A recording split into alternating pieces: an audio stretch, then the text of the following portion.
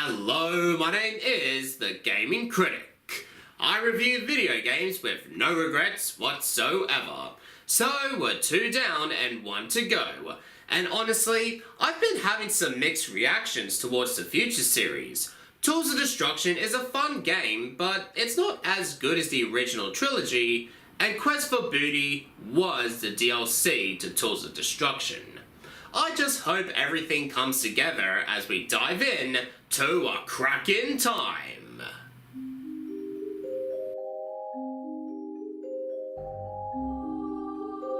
Now, the Future series so far was more focused on storytelling this time around, which probably explains why Insomniac did a backstory with Ratchet as the last Lombax in existence.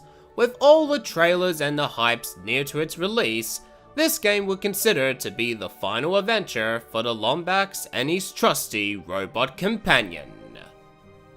Until they released a few unnecessary titles to the Ratchet Clank series.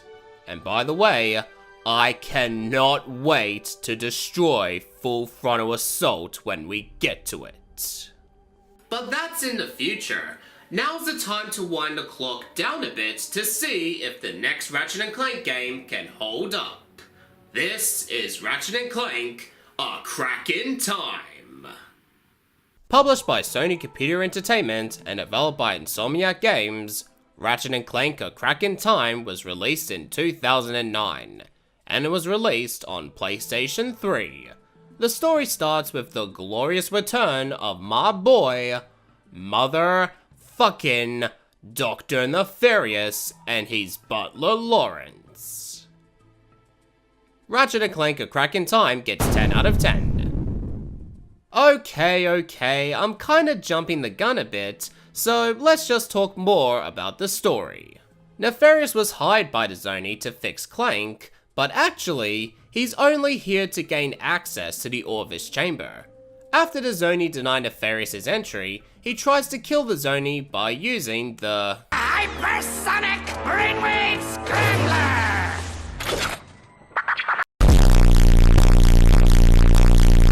Moments later, Clank wakes up and we start off the gameplay playing as Clank. That's interesting. Once Clank finds out he was at the Great Clock, Clank gets stunned and knocked unconscious. Later on, Ratchet and Captain Quark and wait a minute. Talwyn's not joining Ratchet's adventure to save Clank? I mean, while that's not a huge complaint, she was helping Ratchet in Quest for Booty, so seeing her not there is just odd. Well, anyway, both Ratchet and Quark are on a ship together until they crash their ship in planet Quantos. While trying to prepare their ship, they came across a species named the Fungoids. And is it just me, or does one of the Fungoids just so happen to sound like Stitch? These creatures are the least of our worries right now. Well, one of the elders spotted Lord Vorsalon's warship over the falls. Mohana means family.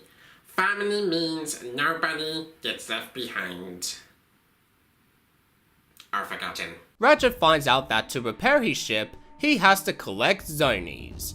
Once he's collected a Zonie, Lord Vorsalon shows up and kidnaps Quark and the Fungoid race. While Ratchet is trying to save them, he later finds out there's another Lombax out there somewhere. And with the story slowly coming together into one, the player had to ask some questions to himself. Who is the other Lombax? Will Ratchet and Clank ever reunite? And who can stop the wrath of the wrath of Nefarious? And that's the story covered, for now at least. The story does take itself seriously, but looking back at it, the story is, pretty good. For starters, it's great to see Dr. Nefarious back. Much like Up Your Arsenal, Nefarious once again steals the show, and he's such a great character. Larger than life, fully animated, and always taking things too seriously, and turns it into a funny moment. And along with Lawrence delivering one-liners, it's another reason why Nefarious is my favorite character in the Ratchet & Clank series. Not only Ratchet has a backstory, but Clank does as well. Clank was actually created in the Great Clock by his father, Orvis. While I'm not a huge fan of this change, it did feel like Clank really needed something. As for Ratchet being the last Lombax, they keep on mentioning it every single time, and all I'm thinking is shut the fuck up. All they do is mock and talk about Ratchet as the last Lombax, and it's very annoying. I guess the best way to describe the story is that if you take it seriously, then it can be frustrating. But if you don't, then you can see some fun in it.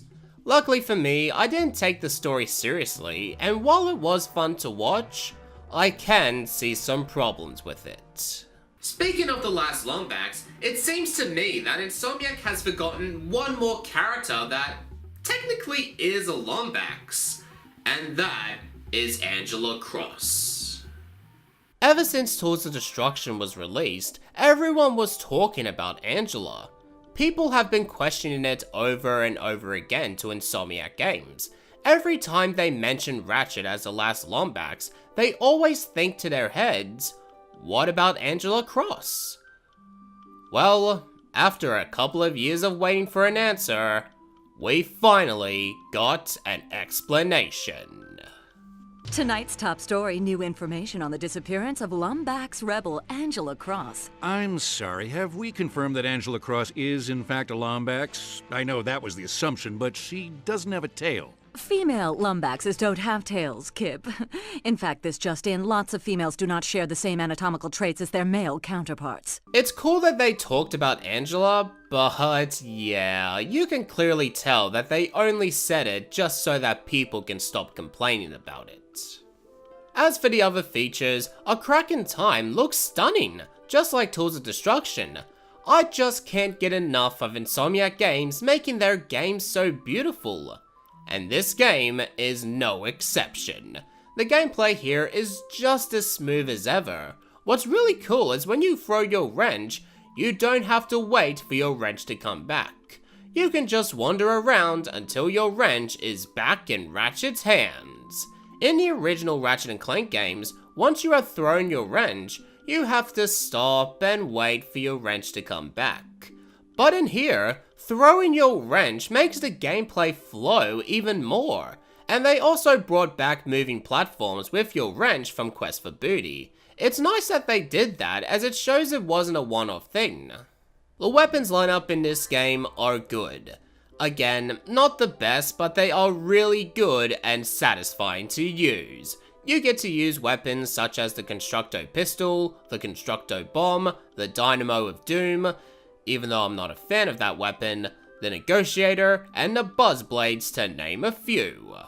The devices have been removed, but Insomniac kept the Groovatron and Mr. Zircon around. Even though I'm not a fan of those devices, I can see why people would like them. What's interesting as well about the weapons is when you purchase one, you are greeted with a small animation cutscene about that weapon, and I think it's a nice touch Insomniac added. Another thing they added that I really like is the ability to mod your weapons, from how they look, what perks they use, and changing its color. It's honestly a shame that they didn't do this for future Ratchet & Clank installments, and I do hope they bring it back. Without Clank, Ratchet has a new way to hover, and that is the hover boots. With the hover boots, you can glide, go at fast speed, and kick off at kick pads. Now, with that said, it's time to talk about the Clank gameplay. Going into this, I wasn't really looking forward to playing as Clank, but now after playing A Crack in Time, well, I can't believe I'm saying this, but they finally nailed the gameplay for Clank. It only took them multiple attempts just to get it right, but goddamn, they finally made a good Clank gameplay without me saying it drops the gameplay down. The gameplay here for Clank never drops down. Well, maybe except for the planet sections where you try to restore the planet, but other than that, the gameplay here is good. And the biggest highlight for the Clank gameplay is the time puzzles. You have to record multiple versions of yourself, jumping on platforms, stepping on buttons, and making sure everything runs smoothly so you can make it to the next section. The Clank gameplay isn't perfect by any means, but I was more than happy to eat my words and say that the gameplay here is good, and it doesn't drag the gameplay down. Another good thing about a Crack in Time's gameplay is you can fly around the entire galaxy, and if you're a huge Ratchet & Clank fan who's been begging for an open world style where you can fly anywhere and everywhere, then you'll definitely be jizzing in your pants. Me on the other hand, I think it's cool that you can fly around, doing side quests, and jumping onto these smaller planets, even though I'm getting extreme flashbacks from Super Mario Galaxy. You can also change radio stations as well. You can select up to 4 stations, including Deep Space Jam, House of Siths, Polaris Classical, and Pirate Radio, which is my favorite radio station to listen. The ship gameplay is, fine for what it is. Not the best ship gameplay in the world, as it can get a bit sloppy, but I actually prefer this type of gameplay rather than going commando ship gameplay in my opinion. The level designs are okay, nothing too memorable or interesting, but they are nice to look at, and as for the soundtrack, while it does sound catchy, but once again, much like Tools of Destruction and Quest for Booty soundtrack, the soundtrack here is forgettable. I'm not saying it's bad or anything like that, but if you listen to any of these songs on your own, you couldn't tell if it's from a Ratchet & Clank game or from somewhere else. There are some new characters we're gonna talk about, and the first one is Lord Vorsalon. If you think the smuggler was bad, then wait until you meet Lord Vorsalon. He is such a terrible and forgettable character in the Ratchet & Clank series. The only memorable thing he does is say outdated quotes from movies and TV shows. Prepare to be killed by... Wait for it... Lord Vorsalon! My dear Lombax, I am your father's accountant! Did that do it? Did that sufficiently blow your mind? There's other characters in A Crack in Time, such as Orvis, the father of Clank, and he takes care of the Great Clock. Sigmund, the junior caretaker of the Great Clock, and definitely does not look like a trash can, and the 3 robot ladies. Cassiopeia! Well, hello there. Karina! Bonjour. And Libra. Hey, how you doing? Well, the less said about them, the better. Ah, there's another ship over there. Let's go over and hail the ship over, and oh, for fuck's sake! Why in the fuck are you even in here, smuggler? Just to make some fourth world jokes? Fuck off, okay? Just get the fuck out right fucking now. One more character to mention, and that is Alistair Azimuth. I came to like this character at the end of the day. I like his motives and what his main purpose is, and that is to right his wrongs by bringing back the Lombaxes. Sometimes he can go overboard and just be an absolute douche, but other than that, Alistair is a cool character, and even though towards the end when he hits Ratchet it can be seen from a mile away, and it is pretty cliched, but that is what I call storytelling at its finest. And plus, he's also a pretty fun boss battle. But in the end, Clank decides to stay with Ratchet and continue their journey together. And whenever it's for the better or the worse, the one thing they knew is their adventure would continue. And remember, the universe has a wonderful sense of humor. The trick is learning how to take a joke. Yeah, try saying that while making a prank video. Hey dude. So, I tried to have a shower multiple times today, and, I still stink. Oh, that's because I replaced the shampoo with dog shit while you were sleeping. Try to sniff your hair. What? Oh, you stupid son of a... The universe has a wonderful sense of humor. The trick is learning how to take a joke.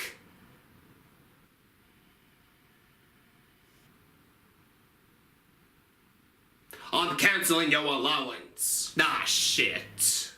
Before I booted up the console and put the disc in, I wasn't really looking forward to playing A Crack in Time. Tools of Destruction and Quest for Booty weren't that great, so my interest for the next game went down a bit. But now, after playing it, this is easily my favorite game in the Future series. It really felt like Insomniac holding nothing back and treated it as the final adventure for both Ratchet and Clank. The Clank gameplay is one of the best in my opinion, and the puzzles are challenging but rewarding as well.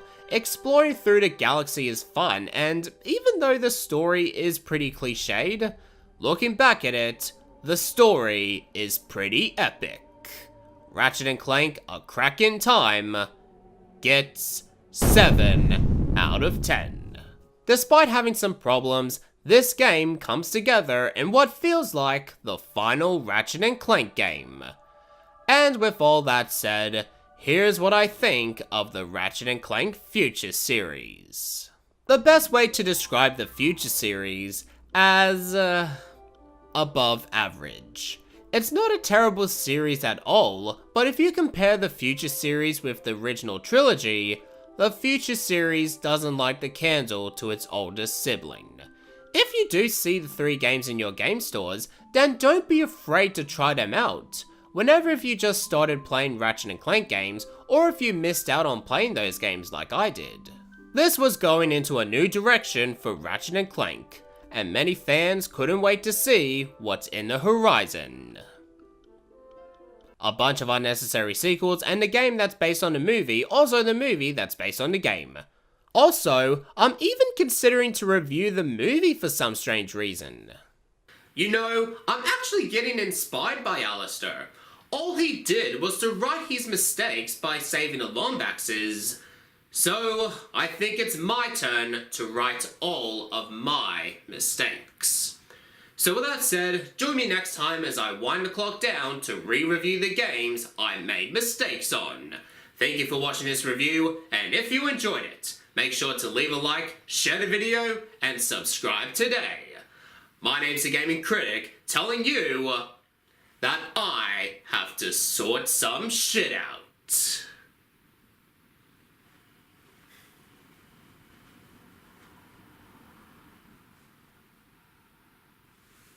Seriously, I do have to sort shit out. Because after that prank that I just pulled off there, I'm now forced to clean the shower. So, yeah. That's it. See you, folks. Boy, this shower isn't going to clean itself. Get back to work. Wish me luck.